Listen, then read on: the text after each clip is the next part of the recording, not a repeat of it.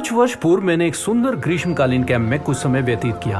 हमें एक गतिविधि करने के लिए मिली जो हमें भरोसे के विषय में सिखाने के लिए तैयार की गई थी। हम पानी के साथ चट्टानी मार्ग के आरंभ पर एक दूसरे को पकड़ लेते थे। हम सभी की आंखों पर पट्टी बांध दी जाती थी, मात्र उस व्यक्ति को छोड़कर जो हमारा मार्गदर्शन करता था। जब हम मार्ग में आगे पीछे और ऊपर नीचे होते हुए चढ़ते थे तो हम धीरे धीरे आगे बढ़ते थे। कई बार ये बहुत ही डरा देने वाला भी लगता था, किंतु जितना हम अपना मार्गदर्शन करने वाले व्यक्ति पर भरोसा करते थे ये उतना ही आसान हो जाता था। हम सब बहुत ही प्रभावित थे कि मात्र अगुवे पर विश्वास करने के द्वारा हम कितनी दूर आ गए थे। जीवन में भी कई बार हम ऐसे ही चल रहे होते हैं। अच्छी खबर यह है कि परमेश्वर की एक योजना है जिसमें वो हमारा मार्गदर्शन करते हैं। मसीही होने का मतलब है यीशु का अनुगमन करना। प्रतिदिन हम लाखों निर्णय लेते हैं और वही निर्णय निर्धारित करते हैं हमारे जीवनों में क्या घटित हो। हमें यीशु को थामे रहना है और उस पर भरोसा करना है, क्योंकि जिसे हम नहीं देख सकते वह देख सकता है और वह जीवन में हमारा मार्गदर्शन कर रहा है। Inside a forest, like I went to my native and like brothers के साथ we have been to hunt. They lost somewhere else and I was somewhere else, and then बच गया क्योंकि we had a common voice like tuck tuck tuck, and then I was like continuously for half an hour I was doing that, and then they met. Once I was in Orissa, I took out my mama's bike and I went out, off-roading without my GPS stopped working. So I came back the next day, because I did not speak their language, so it took a lot of time to come back. That was very difficult encounter. Loss fair में तो बहुत बार होता है, जब मैं बाहर जाता हूँ, घूमने निकलता हूँ तो रास्ता भटक जाता हूँ बहुत बार। Maybe just absent minded और आई थिंक अ लॉट, सो नहीं, अभी तक कुछ नहीं हुआ।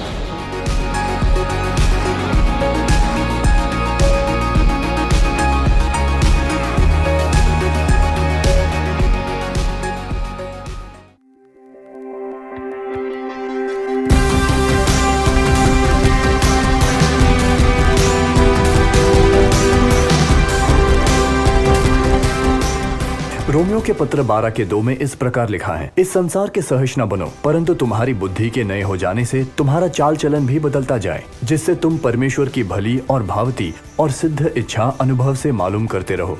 बाइबल के एक अनुवादक जेबी फिलिप्स इसे इस तरह से लिखते हैं, अपने आसपास के संसार को अपने ऊपर प्रभाव ना डालने दो। मेरा जॉश नामक एक बहुत अच्छा दोस्त था और मैं और वो विद्यालय के लिए एक साथ आया जाया करते थे। एक दिन स्कूल के मार्ग पर जाते हुए उसने विश्वास के विषय में मुझसे पूछा कि क्या किसी के मसीही होने की वजह से उसे मौज मस्ती करने की अनुमति है।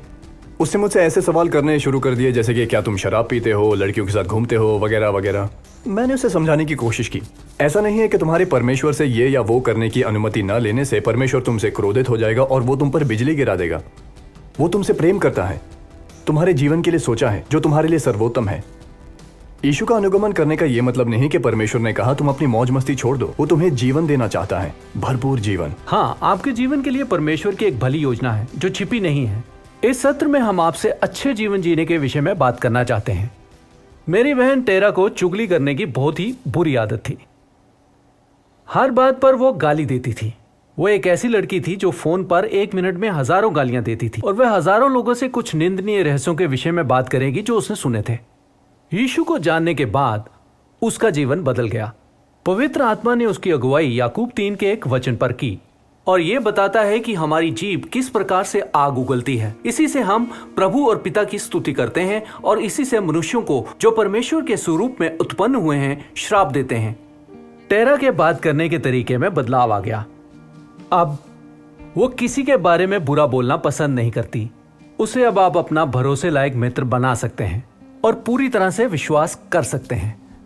मुझे 9वीं कक्षा में स्कूल के बाद एक दिन याद है, मैं कुछ लड़कों के साथ घूम रहा था जिनके साथ मैं पहले नहीं घूमता था। उनमें से एक लड़के का नाम ड्रू था और मुझे समझने में ज्यादा टाइम नहीं लगा कि दूसरे लड़के उसे पसंद नहीं करते थे। हम स्कूल के पास एक पार्क में ग्राउंडर नामक एक खेल खेल रहे थे। खेल सरल था, एक व्यक्ति अपनी आंखों को बंद रखेगा और अन्य सभी छिप जाएंगे। अब ड्रू की बारी थी। जब उसने अपनी आंखों को बंद किया, उन सभी ने एक दूसरे को भाग जाने का इशारा किया। ये सही नहीं था। ये ऐसा नहीं था कि वो लोग आसपास ही छिपने जा रहे थे। वो वास्तव में उसे उस पार्क में अकेला छोड़ देने वाले थे। उन्होंने मेरी ओर देखा और मुझे भी वैसा ही करने का इशारा किया, लेकिन मैंने निर्णय ले लिया था कि मैं क्या करूंगा। मैं ड्रू को अच्छी तरह से नहीं जानता था, हम अच्छे दोस्त नहीं थे, लेकिन मुझे पता था कि ये ठीक नहीं है। मैंने वहीं ठहरे रहने का निर्णय लिया। जब अंत में ड्रू ने आंखें खोली, कुछ मिनटों बाद वो सभी भाग गए थे। वहां सिर्फ मैं था। हम एक साथ घर वापस गए और उसके घर पे पिज्जा खाया। आज ड्रू मेरे अच्छे दोस्तों में से एक है। उस दिन परमेश्वर ने मुझसे बात की। कई बार परमेश्वर हमसे अद्भुत तरह से बात करता है। कुछ वर्षों पूर्व मेरे दोस्त डैनियल को एक अद्भुत अनुभव हुआ जब उसे आभास हुआ कि परमेश्वर का पवित्र आत्मा उससे बात कर रहा था। एक रात वो थॉमस नामक एक व्यक्ति को घर छोड़ने तक जा रहा था। उसे अच्छी तरह न जानते हुए भी उसने उसकी सहायता करनी चाहिए। जब वो उसके घर पहुंचे तो थॉमस ने उसे भीतर आने के लिए आमंत्रित किया। डैनियल ने परमेश्वर को यह कहते हुए सुना, उसके साथ भीतर जाओ। परमेश्वर की ओर से यह संदेश बहुत स्पष्ट था और वो अंदर गया। थॉमस ने उसे अपना घर दिखाया और डैनियल ने परमेश्वर को पुनः कहते हुए सुना, उससे कहो कि मैं उसके पीछे दौड़ रहा हूं। इस बात से जूझते हुए कि उसे मुझे कुछ कहना चाहिए कि नहीं, उसने उसे बता दिया और थॉमस रोने लगा जब उसने डैनियल को बताया कि वो तनावग्रस्त था और उसी रात वो आत्महत्या करने वाला था। उसने उसके घर में रखी वो बंदूक भी दिखाई। थॉमस ने डैनियल को बताया कि बीते दिन उसने परमेश्वर से कहा कि वो जीना नहीं चाहता है, किंतु यदि परमेश्वर चाहते हैं कि वो जिए तो वे उसे एक संदेश भेजें। उस रात परमेश्वर ने अपना संदेश थॉमस को देने के लिए एक अद्भुत तरीका आजमाया।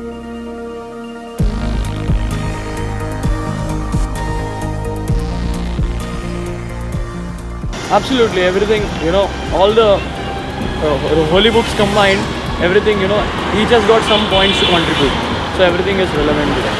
No, I don't feel it is irrelevant today. But feel like these things can be practiced in this practical world. ठीक है, मॉडर्नाइजेशन मतलब कहीं ना कहीं ऐसा नई चीज़ें आना ज़रूरी भी है। हमें अगर मॉडर्नाइज करना है तो उस चीज़ को माइंड में रख के, उसको बेस रख के वो करना चाहिए। हाँ, आज भी हम उन सब चीज़ों को फॉलो करते हैं जो भगवान ने हमें पहले बताया होता है। इसी वजह से हम अभी भी मंदिर, मस्जिद और चर्च जाते हैं। आई मीन है बट आई डोंट बिलीव। बहुत ज़्यादा मैं कभी भी डिप्रेशन में होती हूँ या मुझे कुछ समझ में नहीं आता है या मुझे कुछ डिसीजन लेना होता है तो ये मेरे लिए बहुत हेल्पफुल है।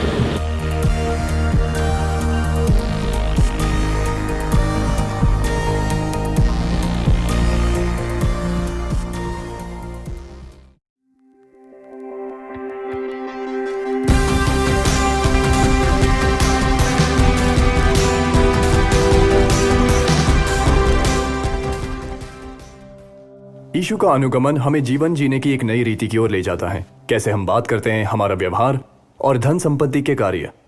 मैं कुछ लड़कों के साथ रहता था, ये बढ़िया था। उसमें क्रिस नामक एक हाई स्कूल का अध्यापक था। 20 साल के आयु में वो मसीही बना और उसने मुझे उसकी कहानी बताई। मैं सिर्फ अपने लिए जीता था। मैं मात्र अधिक से अधिक वस्तुएं एकत्र करने के विषय में ही सोचता था, अथवा मैं कितनी मौज मस्ती कर सकता हूँ। जो कुछ मुझे चाहिए होता था उसके लिए अपना क्रेडिट कार्ड प्रयोग करता था।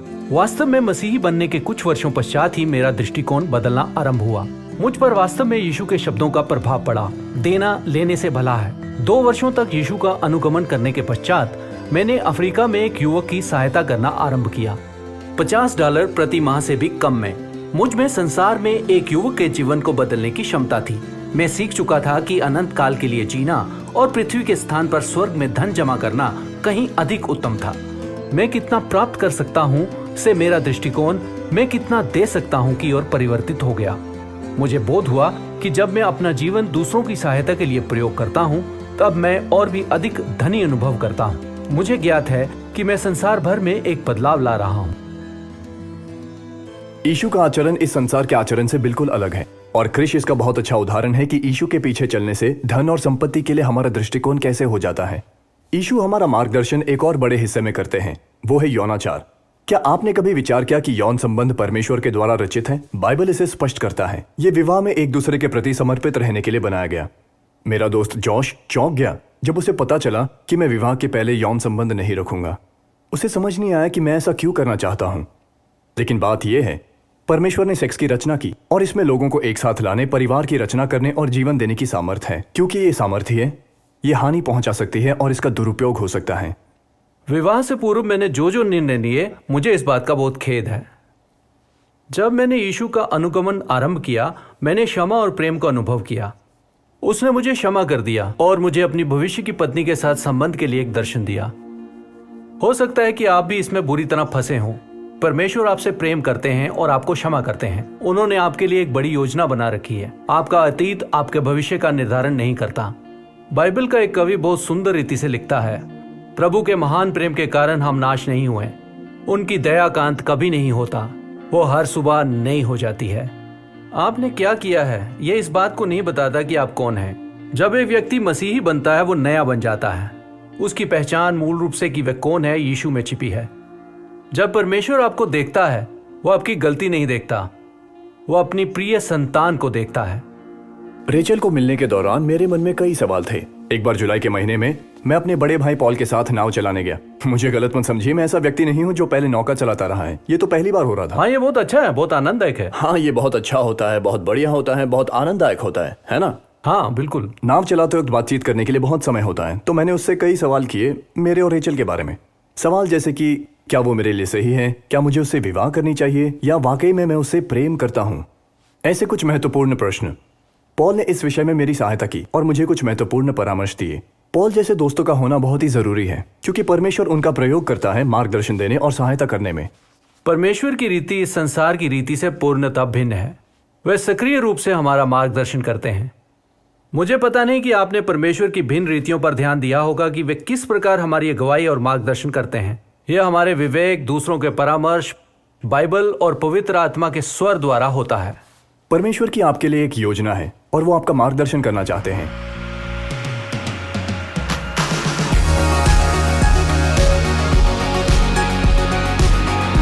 मेरे हिसाब से तो मेरे को ऐसा कुछ लगता नहीं है कोई प्लान है। पता नहीं कल क्या होगा, मतलब कल किसी ने नहीं देखा, तो मतलब जो जैसे चेंज होता रहेगा अपने डेस्टिनी में लिखा रहेगा वैसे अपने आप होता रहता है। Yeah, I always have a hope that God is going to do something wonderful in my life. So I think there must be a plan according to him. But according to me, I think we both need to get together and plan for my life. Definitely कि अभी तो हमको कोई idea नहीं कि अभी तो यार बस डैड मॉम भी यही बोलते हैं कि बेटा पढ़ाई पे ध्यान दो। बट मे बी अगर ऐसा साइमल्टेनियसली हम किसी और चीज़ को इनकाउंटर कर लेते हैं जिनमें हम अच्छे हैं, तो मे बी वो भी पर्पस बन सकता है हमारी लाइफ का। हाँ, डेस्टिनी को लेके कभी कभार लगता है कि हाँ डेस्टिनी बहुत क्रूअल है, क्योंकि जो हम सोचते हैं वो होता नहीं है। तो एक मिक्स्ड फीलिंग है कि हाँ जो मैं चाह रहा हूँ मेरे साथ वो नहीं हो रहा, लेकिन स्टिल जो मिल भी रहा है वो भी उतना बुरा भी नहीं है।